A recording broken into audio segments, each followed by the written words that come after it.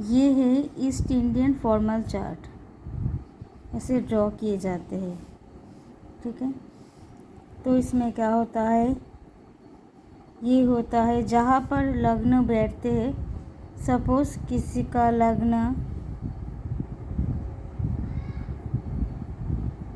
मिथुन लग्न है, ओके, तो यहाँ पर मिथुन लग्न।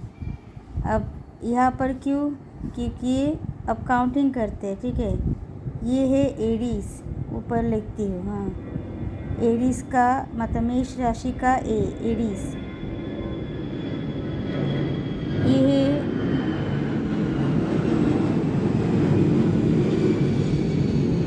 टॉरस मतलब ऋषभ। ये है जेमिनाई, ये है कैंसर, ये है लियो, ये है भार्ग, ये है लिब्रा, ये है स्कॉर्पियो, ये सैजिटेरियस, ये है मकर, ये है कुंभ मतलब मकर इंग्लिश का है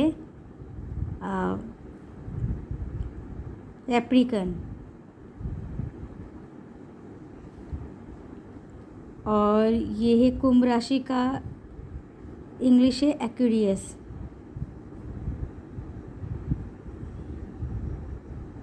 ठीक है, और ये है पाइसिस मतलब मीन राशि। क्लियर। अब क्या होता है, किसी का एसेंडेंट अगर जेमिनाई हो, अब मैं प्लैनेट बिठा रही हूँ, एक सैम्पल चार्ट है, तो एसेंडेंट जेमिनाई है, यहाँ पर मार्स है एंड वेनस है, यहाँ पर सन है और मर्क्यूरी है, यहाँ पर केतु है, तो यहाँ पर राहु होगा, यहाँ पर सैटर्न है, यहाँ पर जुपिटर है,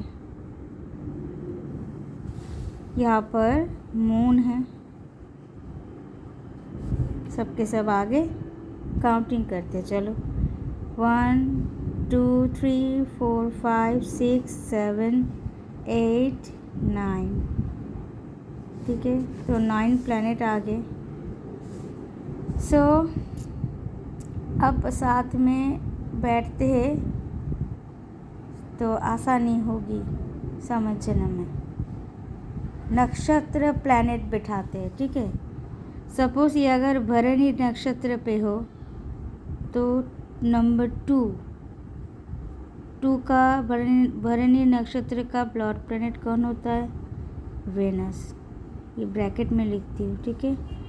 चंद्र का नक्षत्र अगर सपोज कृत्तिका हो 3, इसके लॉर्ड प्लैनेट है सन, ओके। एसेंडेंट का समझ लो पुनर्वसु 7 का लॉर्ड प्लैनेट है कौन, जुपिटर। मार्स के नक्षत्र है सपोज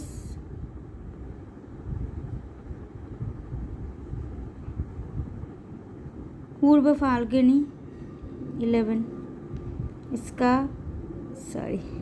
इसका वेनस का है, यहाँ पर भी शुक्र का भी सेम है, तो ये भी वेनस का। सन का है सपोज हस्त्या नक्षत्र मतलब 13 नंबर, तो इसका लॉर्ड प्लैनेट हुआ मून। और मर्क्यूरी का सपोज चित्रा 14th, तो लॉर्ड प्लैनेट कौन सा होगा, Mars.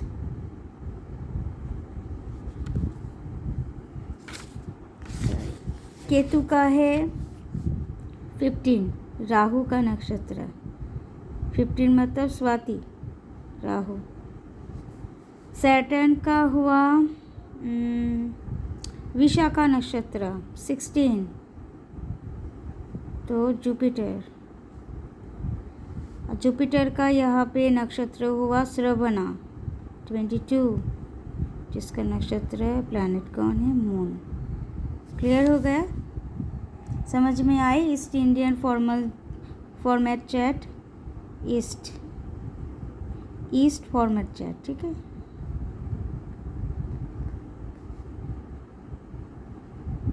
Format chat, east format chat, ये बंगाल में होती है, वेस्ट बंगाल में।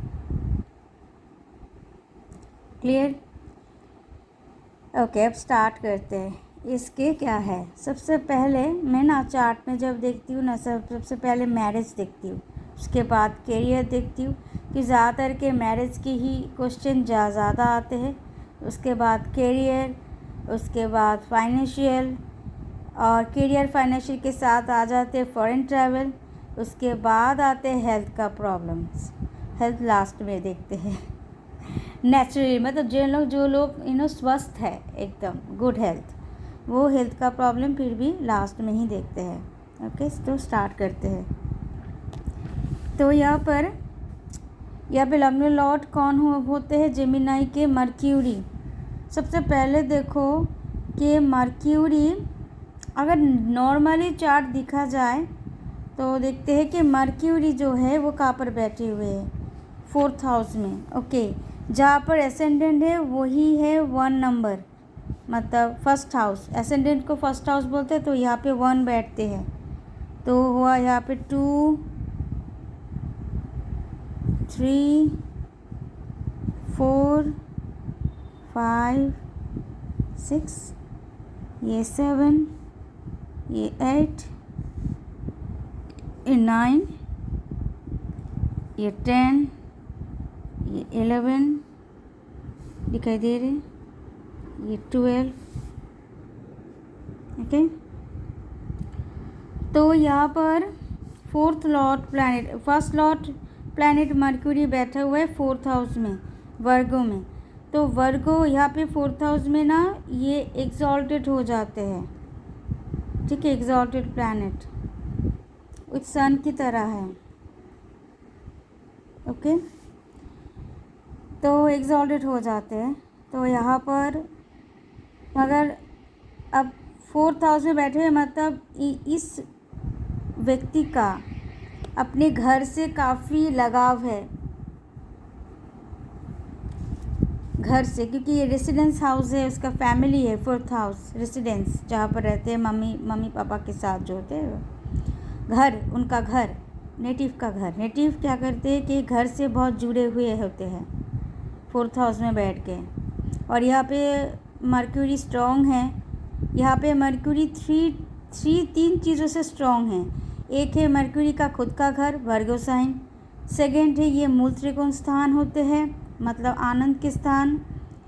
थर्डली ये एग्जॉल्टेड है, तुंग मर्क्यूरी। तो यहाँ पे पावर बहुत ज़्यादा है 4th हाउस में, इसलिए घर से अधिक सुख सुविधाएं उसको मिलती रहती है हमेशा, ऑल टाइम, बचपन से ही, ठीक है। साथ में यहाँ पे 3rd लॉर्ड प्लैनेट सन यहाँ इसके साथ बैठे हुए हैं।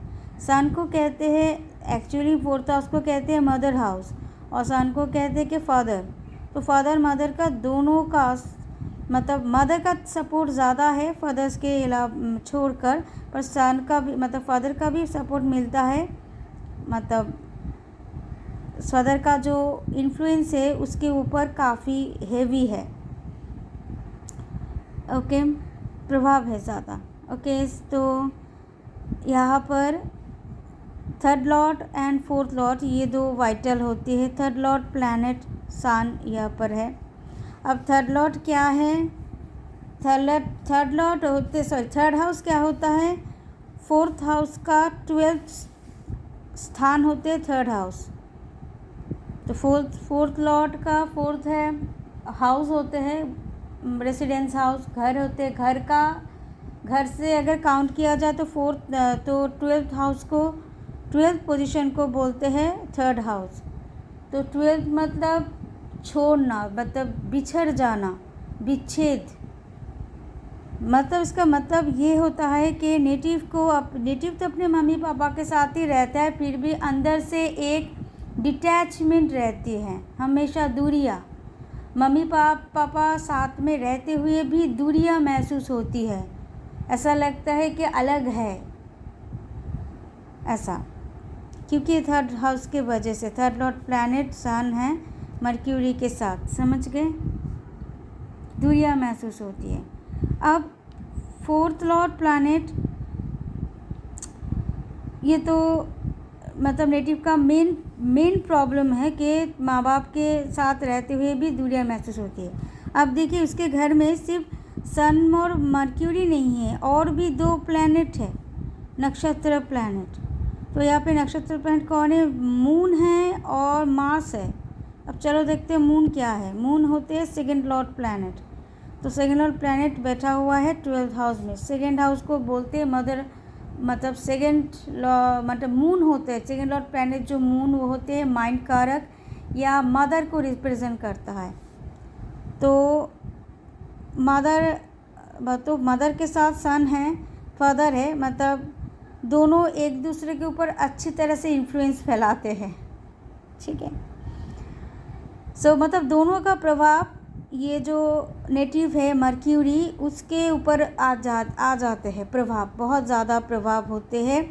यहाँ पे सेकेंड लॉर्ड प्लैनेट मून भी, यहाँ पे देखिए मून का भी सन के नक्षत्र पे है कृतिका, मतलब मदर फादर के साथ विच्छेद, यहाँ पर भी विच्छेद है क्योंकि देखिए 12th हाउस में बैठ गए हैं। तो एक साथ रहते हुए भी डिटैचमेंट, ठीक है, नेटिव के साथ बहुत बड़ा डिटैचमेंट होती है बचपन से ही, चाइल्डहुड से ही। अब देखिए मर्क्यूरी के साथ है मार्स भी है, एक माने मतलब चित्रा नक्षत्र का लॉर्ड प्लैनेट मार्स भी है। तो मार्स कहाँ पर है? 6th लॉर्ड प्लैनेट और 11th लॉर्ड प्लैनेट, वो मार्स बैठा हुआ है 3rd हाउस में, ठीक है। तो यहाँ पर क्या दिखाता है कि मर्क्यूरी मतलब नेटिव के ऊपर, मर्क्यूरी होते हैं नेटिव, ठीक है, अभी क्योंकि ये लग्न लॉर्ड प्लैनेट है, तो लग्न है नेटिव, खुद सेल्फ लिख के देते हैं। लग्न मतलब सेल्फ, मतलब नेटिव खुद, ठीक है। तो ये नेटिव ब्रैकेट में लिख देते हैं तो समझ में आ जाएंगे आपको, नेटिव है। तो इसका लॉर्ड प्लैनेट हुआ मर्क्यूरी। तो मर्क्यूरी अब समझ लीजिए, मर्क्यूरी नेटिव है। अब मर्क्यूरी के साथ बैठा हुआ है मार्स। तो Mars 6th Lord planet, 6th house में बोलते हैं रुकावटें, ऑब्स्टकल्स, ठीक है, ऑब्स्टकल्स और डेली वर्क रूटीन। तो डेली वर्क रूटीन में ना बाधाएं उपस्थित होती है, मतलब उनको, और 6th हाउस में सैटर्न बैठे हुए हैं, तो ऑब्वियसली मतलब रुकावटें, डेली वर्क रूटीन में ही बहुत रुकावटें आते हैं, बहुत ऑब्स्टेकल्स आते हैं। डेली वर्क ठीक तरह से फुलफिलमेंट नहीं होते। डेली वर्क मतलब कि डेली रूटीन, जो नेटिव का जो डेली रूटीन होती है बचपन से ही। सपोज़ क्या रूटीन, सपोज़ अगर हेल्थ इश्यूज, 6th हाउस से जनरल हेल्थ इश्यूज़ बोलते हैं, जनरल हेल्थ की बात करते हैं, तो हेल्थ इश्यूज़ रहते हैं। जनरल हेल्थ इश्यूज़ नेटिव को हमेशा तकलीफ़ पहुंचाती है, हमेशा ज़्यादा खतरनाक नहीं होते, मेजर नहीं होते, पर बहुत डेली रूटीन में बहुत ही तकलीफ़ देते हैं इसको। क्योंकि जेमिनाई की मैं बता एक चीज़ जब भी प्रेडिक्शन करोगे ना, एक चीज़ ध्यान में रखना कि लग्नों के अकॉर्डिंग कौन कौन प्लैनेट शुभ है, कौन कौन प्लैनेट अशुभ है। सपोज़ अगर जेमिनाई अकॉर्डिंग के यहाँ पर शुक्र, वेनस और राहु शुभ है, शुभ प्लैनेट है, ठीक है। बाद बाकी मतलब बाकी नहीं, मतलब मून, मर्क्यूरी, हाँ मून और मर्क्यूरी नहीं, सॉरी, हाँ मर्क्यूरी मून और मरकरी होती है न्यूट्रल प्लैनेट।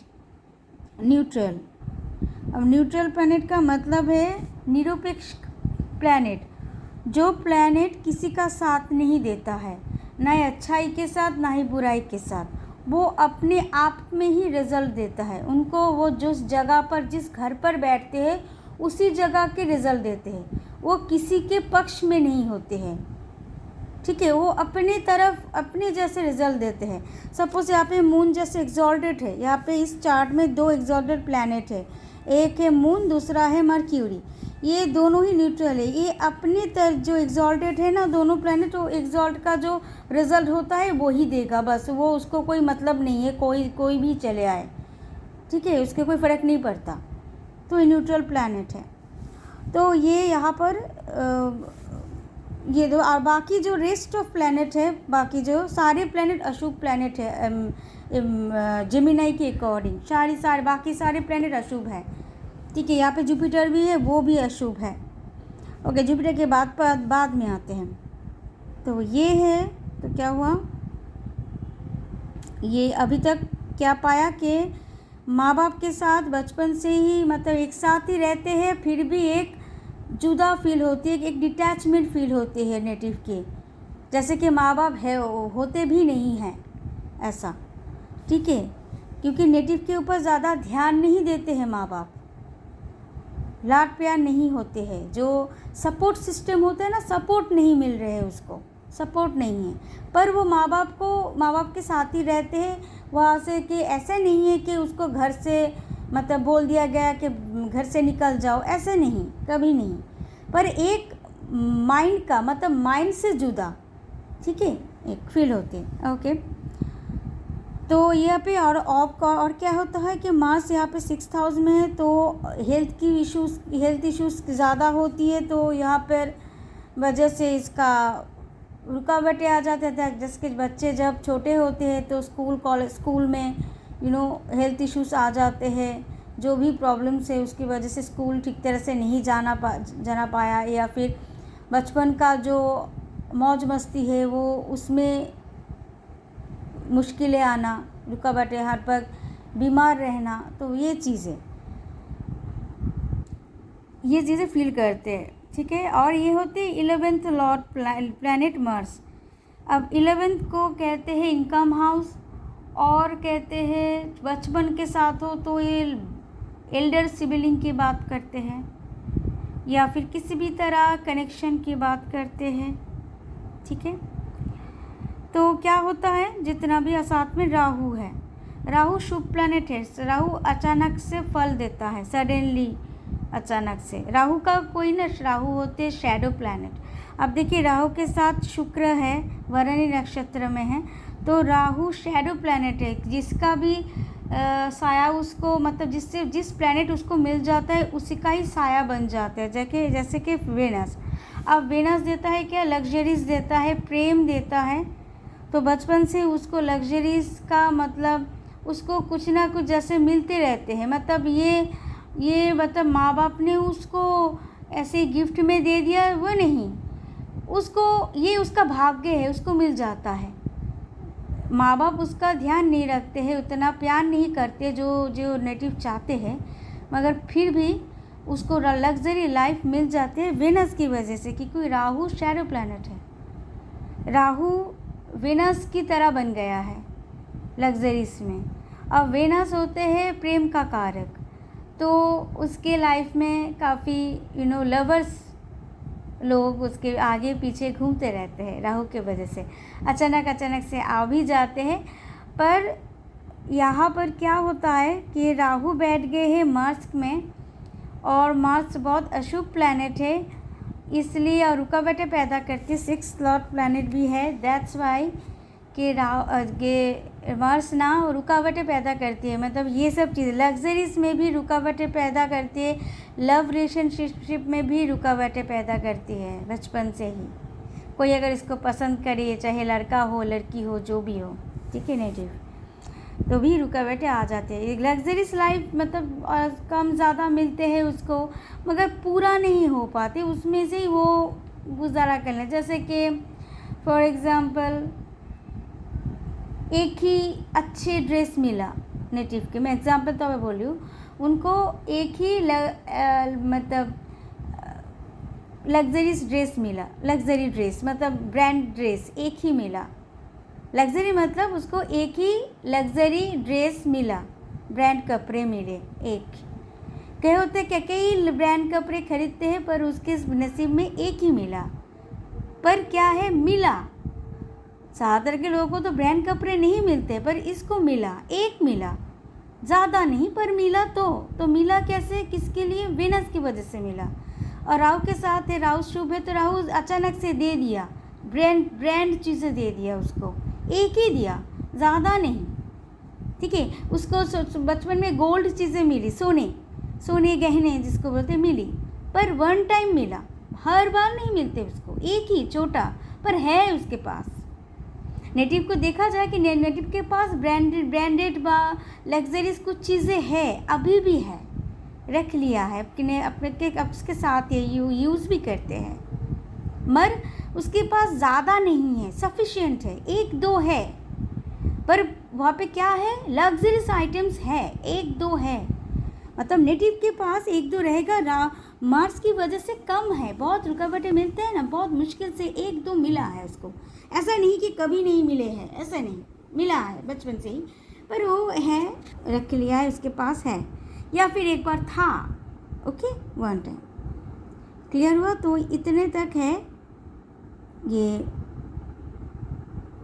नेटिव के। अब आगे बढ़ते हैं। अगर आपको ये वीडियो पसंद आया, अब अगर आप और भी आगे जानना चाहते हैं तो लाइक शेयर कमेंट्स बिल्कुल कर दीजिएगा, और कमेंट्स में लिखिएगा कि मुझे नेक्स्ट पार्ट भी चाहिए, तो मैं नेक्स्ट पार्ट में अपलोड करूँगी। अगर नहीं चाहिए तो मैं बाकी के नहीं बताऊँगी, ठीक है। तो इससे क्या होगा, आपको जानकारी मिलेगी आपके चार्ट में क्या होता है। अगर आप चाहते हैं कि आपके चार्ट भी ऐसे ही प्रेडिक्ट किया जाए, तो मैं या ऐसे ही वीडियो बनाकर अपलोड कर सकती हूँ आपके चार्ट को, ठीक है। ओके, तो अभी के लिए इतने तक।